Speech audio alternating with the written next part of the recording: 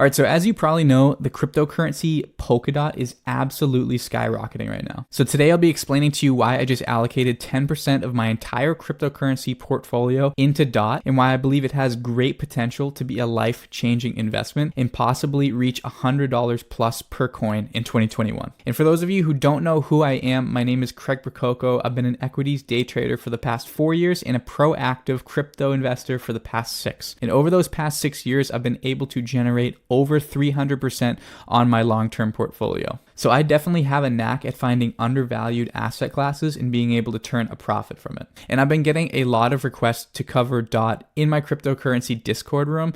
So in this video, I'll be going through my entire DOT evaluation. If that sounds like something that you're into, go ahead and hit the like button on this video. It's kind of up to us to like these videos and push the cryptocurrency up in the YouTube algorithm. Also, if you're new to my channel, I make content all about day trading stocks, crypto investing, and personal finance. So if that's something that you're into, go ahead and subscribe to the channel right now. But without further ado, let's get into the reasons I love DOT as an investment and why I can see it going to 100 plus per coin in 2021.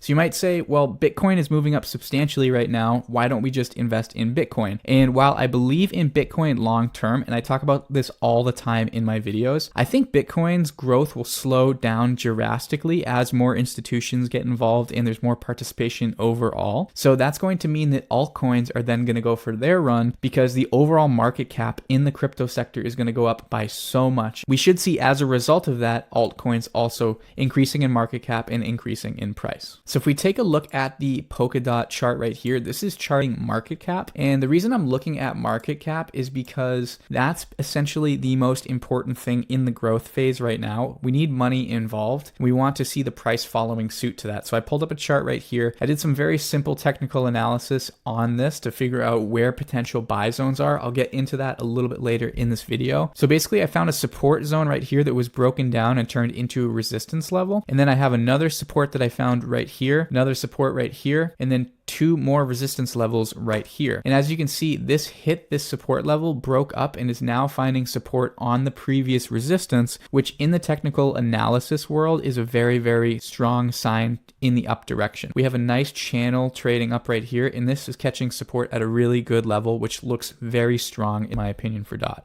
So with DOT, we're 100% in price discovery mode right now. But the interesting thing about DOT is this actually has the 4th largest market cap. That's why it's getting so much attention in the crypto world. If we go to Polkadot's site, we can start to evaluate some of the stuff that they're doing. And some of the stuff is really interesting in my opinion. So they have multiple blockchains called parachains. This is also similar to Ethereum's shards. So basically they have different subsections of blockchain to solve different problems. And this is why I think that Polkadot is so interesting, because if you look at all the prevailing markets right now, all the companies that are doing really, really well aren't really creating anything, but what they're doing is they're connecting things for consumers and redistributing their services. DoorDash, look at Airbnb, look at Uber. Okay, none of those companies really own anything, but instead they're connecting users and making it more efficient for the users to have a home base to connect. And that's very similar to what Polkadot is actually doing. So they have different subsections of blockchain to solve different problems all in one space. And there's tons of cryptocurrencies working sort of under the hood of Polkadot, which is why I think it's so unique, because it's basically doing the same thing that DoorDash and Uber does by connecting different things under one hood. Another cool thing that they're doing, and you can read right here,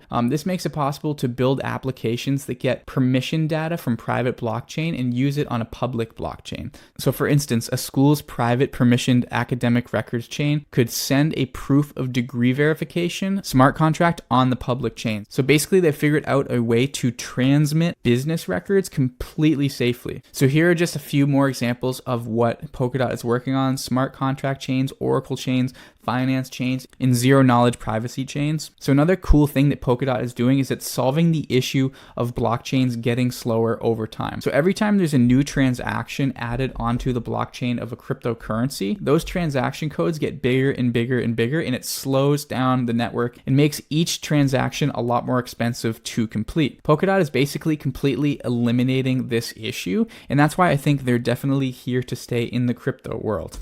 And the reason I like altcoins and especially Polkadot is because they have an opportunity to look at other cryptocurrencies and see from their mistakes and the problems that kind of emerge from those cryptocurrencies. They can find solutions to those problems by learning what the deficiencies are and then correcting them in their own cryptocurrency. So currently Polkadot's market cap is sitting just under 12 billion. And while this is a substantial amount invested, I could definitely see Polkadot hitting above $100 per coin within 2021. So even though Ethereum and Bitcoin are going to continue to grow, if we want to build substantial generational wealth, we have to look to other companies in altcoins that have way smaller market caps with a lot of room to grow in order to find those and exploit those and ride them up and make those serious gains, because Bitcoin and Ethereum are going to slow down and the growth is not going to be as lucrative as it was if you were to get in early. And that's why we have to kind of look to these smaller companies. So in order for DOT to make a 10x move, which would be the equivalent of $130 billion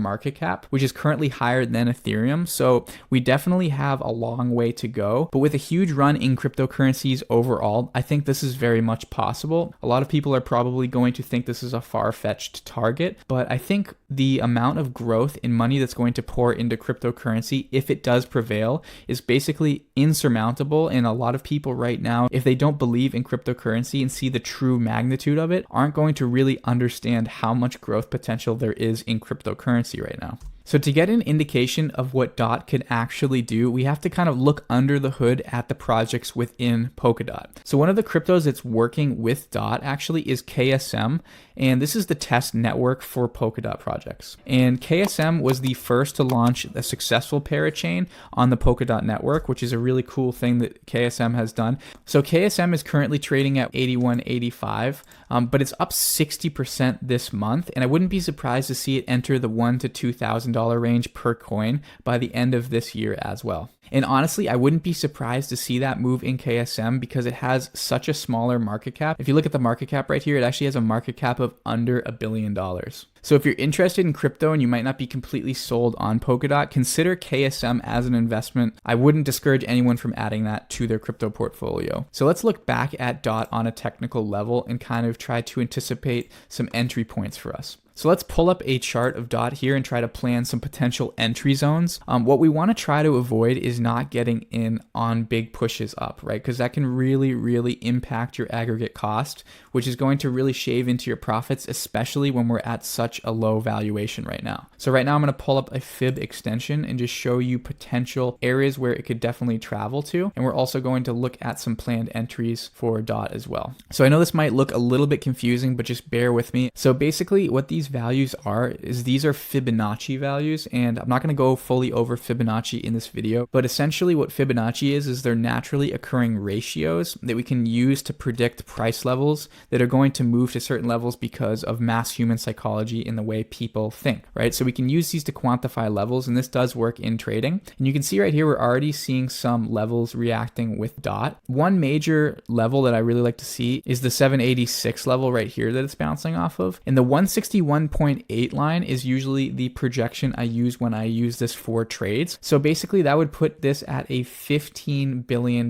market cap, which would push the price up substantially considering that we're under 1 billion currently. And this could move a lot higher too. So the entry zone I got in was right at this pullback to this top trend here. As we discussed earlier in the video, this is the top where the price action is now catching support on previous resistance. And that's a really, really strong sign. So I purchased right on this pullback right here near the 768 level. Now, if you're feeling a little bit more ambitious, you're a little bit more patient on DOT, you can look down to get in on this lower trend line right around here. That's also a potential entry zone as well. I'll probably be adding my second amount on this lower line if it is to get there. So if we want to look at more associated projects with DOT, we can look at Polkadot Starter and basically do some research on associated business where they're working with other cryptocurrencies. One cryptocurrency that I really like is PHA. Why am I doing a two-step verification right now? I was just on the website.